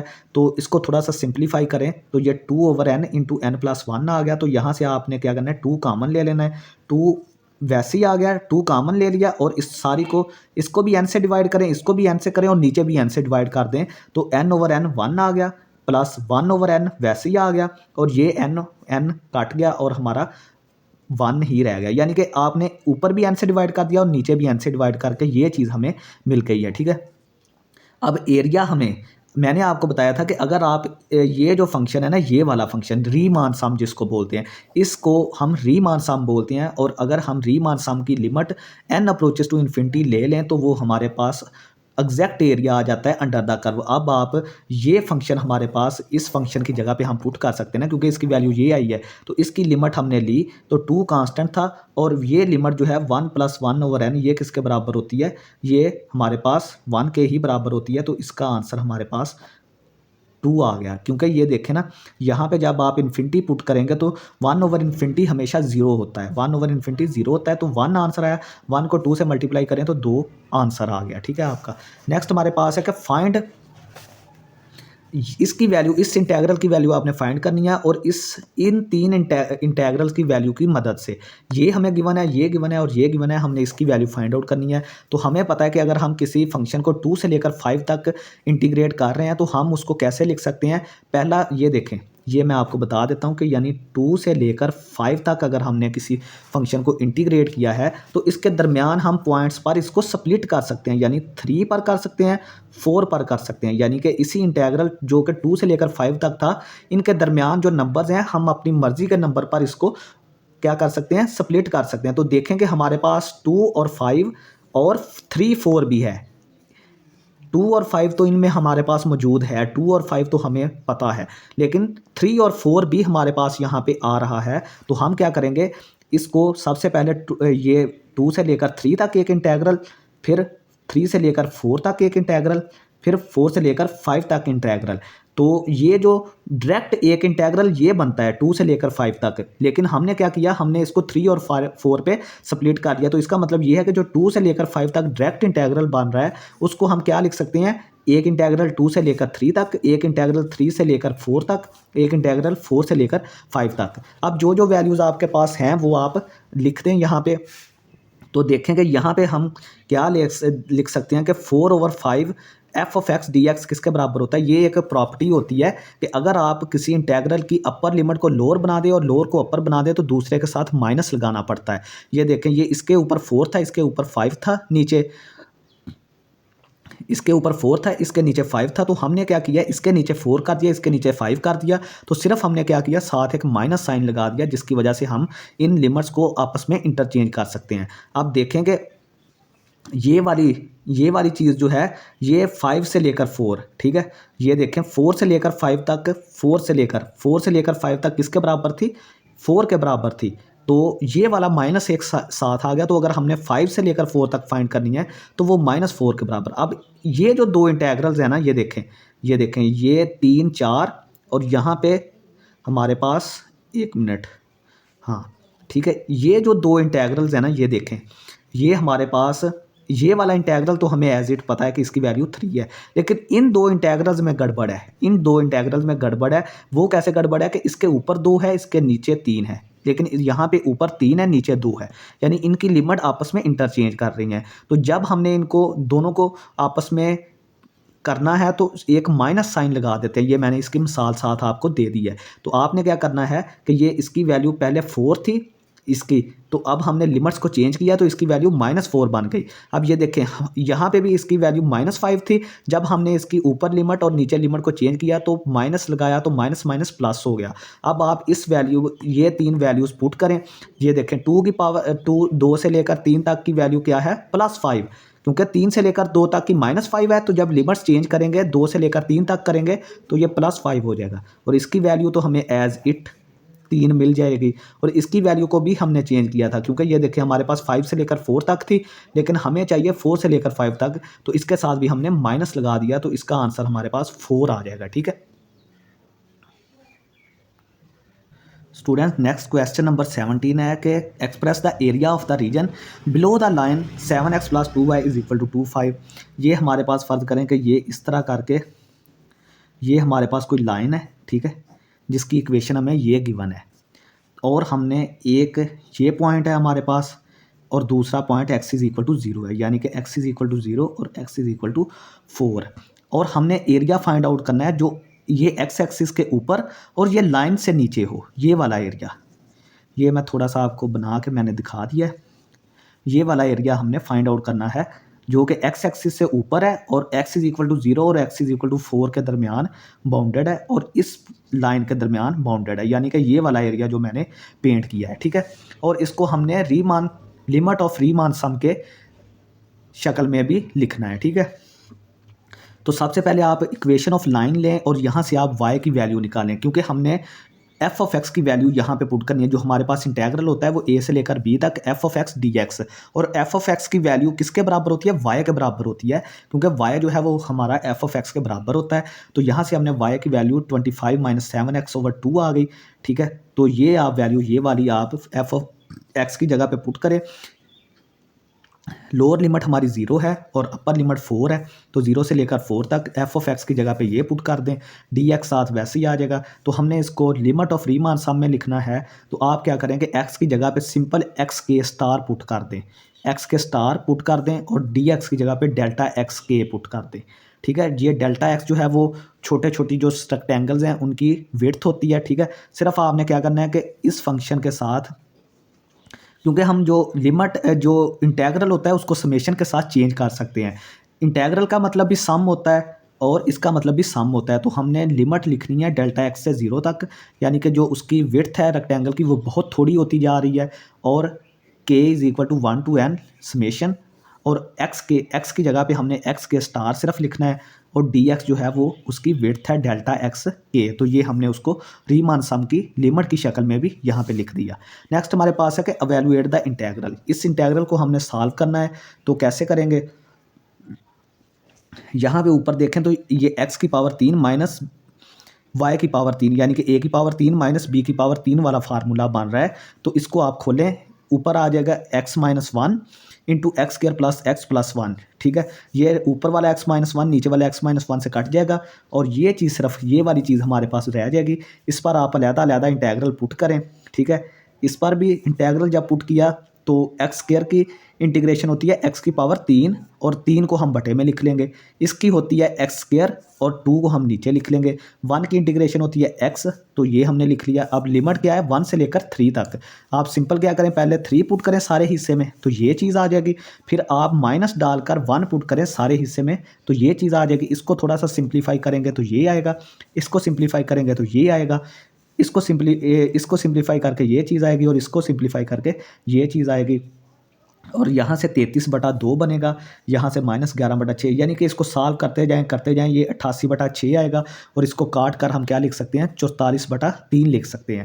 سمپل آپ نے صرف یہاں پہ اے کی 3 مائنس بی کی 3 والا فارمولا لگانا ہے، جو کہ اے minus be into a square plus a be plus be square کے برابر ہوتا ہے. تو یہ پھر اس کے مطابق آ جائے گا x-1 into x square plus x plus 1، یہ اس کے برابر یہ فارمولا آ جائے گا. ٹھیک ہے. باقی سمپل انٹیگریشن ہے. Evaluate the definite integral. Us definite integral کو ہم نے سالو کرنا ہے. تو ڈیفینیٹ انٹیگرل کے بارے میں آپ کو آبجیکٹیو میں بتا چکا ہوں کہ ڈیفینیٹ کون سا ہوتا ہے اور انڈیفینیٹ کون سا ہوتا ہے. ڈیفینیٹ وہ ہوتا ہے جس کی یہ لمٹس ہمیں دی گئی ہوں، اور انڈیفینیٹ وہ ہوتا ہے جس کی لمٹس ہمیں نہیں دی گئی ہوتی. ٹھیک ہے. تو یہ دیکھیں 1 سے لے کر 4 تک یہ آ گیا. آپ کیا کریں کہ جب آپ انٹیگرل اس پہ اپلائی کریں گے تو 3 کانسٹنٹ ہے، 3 باہر چلا جائے گا، اور 1 کی انٹیگریشن ایکس ہوتی ہے تو یہ ایکس آ گیا، 3x آ گیا. ٹھیک ہے. پلس یہ 3 کامن تھا تو کامن ہم نے باہر نکال لیا، کانسٹنٹ کو باہر نکال کے ایکس کی پاور 1/2 اسکوائر روٹ کی کیا ہوتی ہے 1/2 پاور ہوتی ہے. تو جب انٹیگریشن کریں گے تو پاور میں ایک ایڈ کر کے 3/2 بن جائے گا، اور 3/2 کو ہی ہم نیچے لکھ لیں گے. اس 3/2 کو ہم جب اوپر لے کے جائیں گے تو 3 سے کٹ جائے گا، اور یہ 2 کی پاور 2 انٹو ایکس کی پاور 3/2، یہ 3x ویسے ہی آ گیا. اس کو 3/2 کو اوپر لے کے گئے تو 3 سے کٹ جائے گا، اور 2x کی پاور 3/2 آ جائے گا، اور لمٹ ہماری 4 سے لے کر 1 تک آ جائے گی. سمپل آپ نے اب کیا کرنا ہے کہ اپر لمٹ پٹ کریں. یہ دیکھیں. ٹھیک ہے. اپر لمٹ پٹ کی تو 3 انٹو 4، یہ دیکھیں ایکس کی جگہ پہ 3 انٹو 4 آ گیا upper limit, plus 2 into x کی جگہ پہ کیا آ گیا 4، 3 کی پاور 2، مائنس یہ لوور لمٹ 1 پٹ کریں. یہ دیکھ لیں. ٹھیک ہے. تو یہاں سے ہمارے پاس 3 4 بار 12، تو یہاں سے ہم کیا کریں گے، یہاں سے 2 کی پاور 2 بنے گا نا، 4 کو 2 کی پاور 2 بناتے ہیں تو 2 سے کٹ جائے گا، اور 2 کی پاور 3 آ جائے گا، 2 کی پاور 3 آ جائے گا، تو 8 انٹو 2 آ جائے گا. ٹھیک ہے. یعنی یہ دیکھیں نا 2 کی پاور 2 پھر اس کی پاور 3/2. ٹھیک ہے. تو 2 سے کٹ جائے گا، تو ہمارے پاس 2 کی پاور 3 آئے گا، جس کو ہم 8 سے لکھ سکتے ہیں، اور یہ 2 ساتھ ویسے ہی آ جائے گا، مائنس یہ 3 آ جائے گا، پلس یہ 1 کی پاور کوئی بھی ہو تو وہ 1 ہی رہتا ہے، تو 2 انٹو 1 2 آ گیا، تو یہ ہمارے پاس 23 آ گیا. یہ تھوڑی سی سمپلیفیکیشن ہے، یہ آپ ایزیلی کر سکتے ہیں. Evaluate the integral this integral D x by proper substitution. یہ انٹیگرل کو آپ نے حل کرنا ہے لیکن سبسٹیٹیوشن میتھڈ سے. تو میں نے آپ کو بتایا تھا کہ جو آپ کو کمپلیکس چیز نظر آ رہی ہوتی ہے اس کو آپ نے لیٹ کر لینا ہے یو کے برابر. تو یہ چیز اندر کمپلیکس نظر آ رہی ہے تو اس کو ہم نے یو کے برابر لیٹ کر لیا. اب دونوں طرف ڈی لے لیں ڈفرینشیل، تو ڈی یو بن جائے گا. اس کا ڈفرینشیل لیں گے تو کانسٹنٹ کا ڈفرینشیل 0 ہوتا ہے تو 0 آ گیا. اور جو ایکس کا ڈفرینشیل ہوتا ہے نا ایکس اسکوائر روٹ کا ڈیریویٹو ہوتا ہے 1/2 एक्स स्क्वायर रूट, ठीक है। एक्स स्क्वायर का डेरिवेटिव आपने याद रखना है कि एक्स स्क्वायर रूट का डेरिवेटिव जो होता है वो 1/2 एक्स स्क्वायर रूट होता है। तो मैंने बताया था कि जिस चीज़ का फंक्शन होगा साथ आपने डी एक्स लगा देना है। एक्स का फंक्शन है तो मैंने डी एक्स लगा दिया। तो यहाँ से आप क्या करें, 1/2 को उठा के उस तरफ ले जाएँ तो ये 2 हो जाएगा। 1/2 इधर से उठेगा तो उधर जाके 2 हो जाएगा। तो 2 du किसके बराबर आ जाएगा, 1/x स्क्वायर रूट dx के बराबर आ जाएगा। तो यहाँ से फिर क्या होगा, अब आप वैल्यूज़ पुट करें, आप देखेंगे original function 1/x square root dx। अब ये 1/x स्क्वायर रूट और dx इसको हमने क्या लिख दिया है, 2du के बराबर। तो 2 हमारा कांस्टेंट था, उसको हमने बाहर लिख लिया और du हमने ये लिख लिया। और 1/2 + x की पावर 3 स्क्वायर रूट इसको हमने किसके बराबर लेट किया था, u के बराबर लेट किया था। तो ये 1/u की पावर 3 बन जाएगा। अब इसकी आप इंटीग्रेशन कर सकते हैं इजीली। तो इंटीग्रेशन क्या होगी कि u की पावर 3 को ऊपर ले जाएं, -3 आ जाएगा। 2 कांस्टेंट था, बाहर ही रहेगा। अब पावर में एक जमा कर दें और वही नीचे लिख दें, 2 वैसे ही चलता जाएगा। तो ये 2 की पावर -2 बनेगी, u की पावर -2 बनेगी ना। तो -2 को नीचे ले गया तो ये +2 बन गया। और ये 2 कट गया, -1/दिस u की वैल्यू आप पुट कर दें 2 प्लस और इसका square plus constant of integration. Next है हमारे पास, use the substitution method express the following definite integrals in terms of variable u, do not solve integrals. तो आपने सब्स्टिट्यूशन मेथड से इस डेफिनेट इंटेग्रल को आपने थोड़ा सा जो है वो सब्स्टिट्यूट करके थोड़ा सा सॉल्व करना है, लेकिन मज़ीद इंटेग्रल को सॉल्व नहीं करना आपने। तो ये देखें, सबसे पहले ये हमें गिवन है इंटेग्रल 0 से लेकर π/2 तक। तो यहाँ से e की power sin t cos t dt ये हमारा इंटेग्रल है जो गिवन है। तो हमने लेट किया कि u जो है वो किसके बराबर है, sin t के बराबर। ये जो पावर होती है ना, आपने पावर को लेट कर लेना है। तो sin t को हमने u के बराबर लेट कर लिया, दोनों तरफ डिफरेंशियल लिया तो ये du बन गया ये वाला। sin t का डेरिवेटिव क्या होता है, cos t, और साथ क्या लगेगा, dt लगेगा, क्योंकि ये t का फंक्शन है, ठीक है। अब देखें कि हम इसकी लिमिट्स को भी चेक करेंगे। जैसे ही आपने ये सब्स्टिट्यूशन की है ना, ये वाली लिमिट्स, लोअर लिमिट और अपर लिमिट भी चेंज हो जाएंगी। जब देखें कि t की वैल्यू 0 थी, जब t की वैल्यू 0 थी तो sin 0 किसके बराबर होगा, 0 के बराबर होगा। ये देखें, इससे आपने चेक करना है, ठीक है। ये देखें, ठीक है, जब t की वैल्यू 0 थी तो sin 0 किसके बराबर होगा, 0 के बराबर। जब t की वैल्यू π/2 थी ऊपर वाली, तो u की वैल्यू क्या हो जाएगी हमारे पास, sin π/2 किसके बराबर होता है, 1 के बराबर। यानी अब आपकी जो लिमिट है वो 0 से π/2 नहीं रही, बल्कि 0 से लेकर 1 तक हो गई है। ये मैंने आपको कैलकुलेट करना सिखा दिया है कि t की वैल्यू पहले 0 थी, वो आप इसमें पुट करें इसमें। तो u की वैल्यू कितनी आ गई, 0 आ गई। sin 0 0 होता है। t की वैल्यू π/2 थी तो u की वैल्यू sin π/2 जो कि 1 के बराबर हो गया, ठीक है। तो नेक्स्ट अब बात करते हैं कि at T goes from 0 to π/2। हमने देखा था कि पहले जो t था वो 0 से लेकर π/2 तक जा रहा है। अब हमने ये चीज़ चेक की है कि जो u है फिर वो 0 से लेकर 1 तक जा रहा है, क्योंकि हमने अब फंक्शन को u में लेट कर लिया है। तो हमारा जो फंक्शन होगा वो 0 से लेकर जो हमारी लिमिट्स होंगी वो 0 से लेकर 1 तक जाएंगी। ये मैंने आपको पीछे कैलकुलेट करके बता दिया है कि किस तरह कैलकुलेट करते हैं। अब आपने क्या करना है, 0 से लेकर π/2 ओरिजिनल फंक्शन जो हमें क्वेश्चन में गिवन था डिफरेंट इंटेग्रल वो लिखें। और अब 0 से लेकर π/2 नहीं है, बल्कि 0 से लेकर 1 तक है, ठीक है। तो 0 से लेकर 1 तक लिख लें। e की पावर sin t नहीं है, sin t को हमने क्या लेट कर लिया है, u लेट कर लिया। तो sin t की जगह पे u आ गया, और cos t dt की जगह पे हमने प्रूव किया है कि वो du के बराबर आ रहा है। तो वहाँ से cos t dt की वैल्यू du आ गई। तो ये क्या हो जाएगा, 0 से लेकर 1 तक eu du, ठीक है। तो इसको हमने सॉल्व नहीं करना, बस इसी तरह छोड़ देना है। नेक्स्ट हम क्या करेंगे कि ये जो स्क्वायर रूट के अंदर चीज़ है अगले क्वेश्चन में, वो हम लेट कर लेंगे u के बराबर। तो यहाँ से du किसके बराबर आ जाएगा, ये तो डेरिवेटिव 0 हो जाएगा 1 का, ये आ जाएगा -2t पावर शुरू में आएगी, ये माइनस तो रहेगा क्योंकि 1 0 हुआ है ना, 1 का डेरिवेटिव 0 होता है। तो -2t और साथ किसका ये फंक्शन है, t का, तो dt आ गया। यानी du किसके बराबर आ गया, -2t dt। अब आप दोनों तरफ -2 से मल्टीप्लाई करते हैं, ये क्या हो जाएगा, -2 du, ये हो जाएगा +4t dt, क्योंकि -2 से मल्टीप्लाई किया है, ठीक है। तो -2 du ये चीज़ बराबर आ जाएगी। अब देखेंगे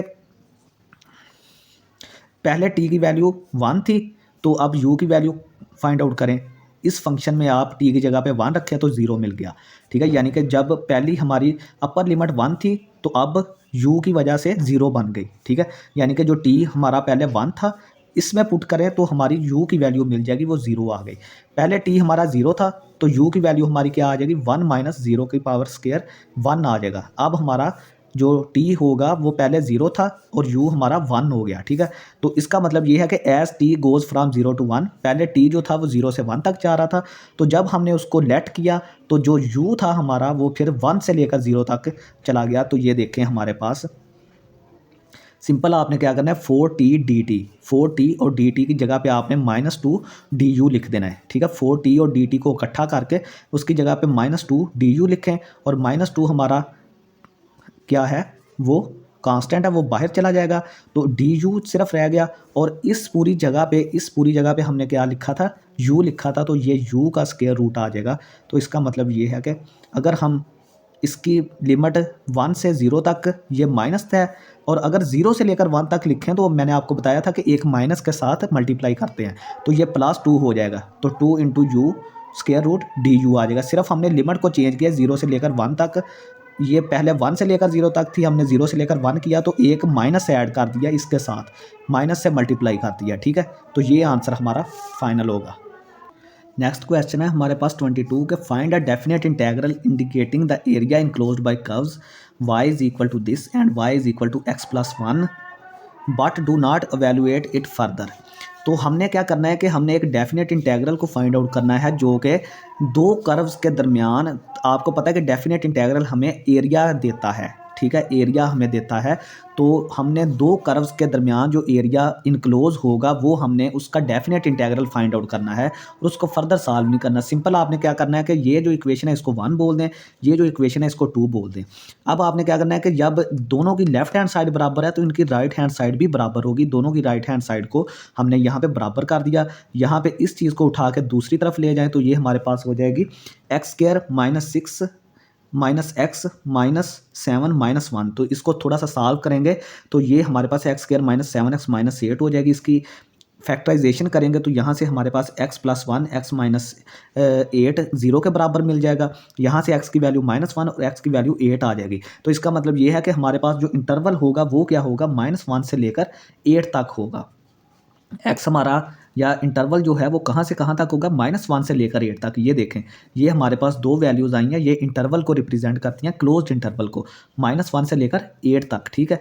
तो यहाँ से हम क्या बोलेंगे कि इस इंटरवल में ये जो कर्व है ना, इस इंटरवल में से आप कोई भी वैल्यू ले लें तो इस कर्व की वैल्यू हमेशा ग्रेटर देन और इक्वल टू होगी इस कर्व से। यानी इस कर्व की जो वैल्यू होगी, यानी कि आप इसमें से कोई भी x ले लें इस इंटरवल में से, जब आप इस रिलेशन में पुट करेंगे तो ये वाली वैल्यू हमेशा बड़ी होगी या इक्वल होगी इस वाली वैल्यू से। तो हमने क्या किया कि ये वाली वैल्यू को उठा के दूसरी तरफ ले गए, इस तरफ, तो x+1 -x² -6, ये तो इस तरफ 0 रह गया, तो ये greater than or equal to 0 है। तो greater than or equal to 0 कैसे हुई, ये इस तरह हुई कि क्योंकि ये हमें एरिया देगी, ये हमें एरिया देगी, और एरिया कभी भी नेगेटिव या 0 से कम नहीं होता, ठीक है। एरिया हमेशा greater than or equal to 0 होता है। तो हम क्या करेंगे कि यहाँ से हमने फिर लोअर लिमिट इसकी -1 है, अपर लिमिट इसकी 8 है, और ये हमारा f(x) बन गया, साथ इसके dx लगा दिया, ठीक है। ये हमारा रिक्वायर्ड इंटेग्रल है जो हमने फाइंड आउट करना था। नेक्स्ट हमारे पास इसी तरह का एक क्वेश्चन है कि इसमें हमारे पास जो फंक्शन है वो एक x⁻³ दिया है और दूसरा y is equal to x दिया गया है। दो फंक्शन दिए गए हैं। यहाँ से हमने x की वैल्यू 0 और x की वैल्यू 1/3 के लिए हमने वो इंटेग्रल फाइंड आउट करना है और थोड़ा सा इसको लास्ट पे सॉल्व भी करना है। तो देखेंगे हमारे पास दो कर्व्स हैं, y is equal to x⁻³ और y is equal to x।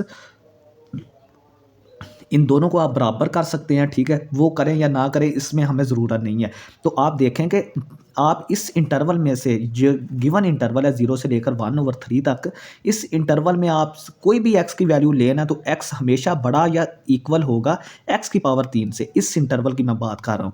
तो यहाँ से हम x⁻³ को उठा के दूसरी तरफ ले जाएं तो ये x - x⁻³ greater than or equal to 0। और यही चीज़ तो एरिया की डेफिनेशन है, यही चीज़ तो एरिया की डेफिनेशन है, क्योंकि एरिया जो है वो हमेशा greater than or equal to 0 होता है। तो ये हम एरिया की डेफिनेशन इसको बोल सकते हैं। यानी कि इस फंक्शन को अगर हम 0 से लेकर 1/3 तक इंटीग्रेट करें तो हमें एरिया मिलेगा। तो देखें, सिंपल सी बात है, x की इंटीग्रेशन x²/2 आ गई, दरमियान में -x की 3 की होती है x की 4/4, ठीक है। تو 0 سے لے کر 1/3 تک. اب اپر لمٹ پہلے دونوں میں پٹ کریں، پھر مائنس ڈال کر لوور لمٹ دونوں میں پٹ کریں، تو یہ ہمارے پاس کیا آ جائے گی 1/18 مائنس 1/324، تو اس کی ویلیو آ جائے گی 17/324 آ جائے گی. تو یہ اسٹوڈنٹس ہم ویڈیو کو یہاں پہ ختم کرتے ہیں. تھوڑا سا چینج ہو گیا پروگرام، کہ پہلے ہمارا یہ تھا کہ ہم اس کو ایک ویڈیو میں کور کریں، لیکن یہ کویسچن تھوڑے سے زیادہ ہیں. تو نیکسٹ ویڈیو جو ہوگی وہ تقریباً کوئی 40 منٹس کی ہوگی انشاءاللہ تعالیٰ. تو یہ ویڈیو بہت زیادہ لمبی ہو رہی ہے، تو آپ نے کیا کرنا ہے کہ اس کا پارٹ 2 لازمی دیکھنا ہے. اس کو دوستوں میں ضرور شیئر کریں، پارٹ 2 کو بھی آپ نے ضرور شیئر کرنا ہے. ہم اس ویڈیو کو 2 پارٹس میں کر رہے ہیں، انشاءاللہ تعالیٰ نیکسٹ ویڈیو بھی آپ تک پہنچ جائے گی بہت جلد. بہت شکریہ اسٹوڈنٹس، چینل کو لازمی سبسکرائب کریں اور دوستوں میں اس کو ضرور شیئر کریں. اللہ حافظ اسٹوڈنٹس.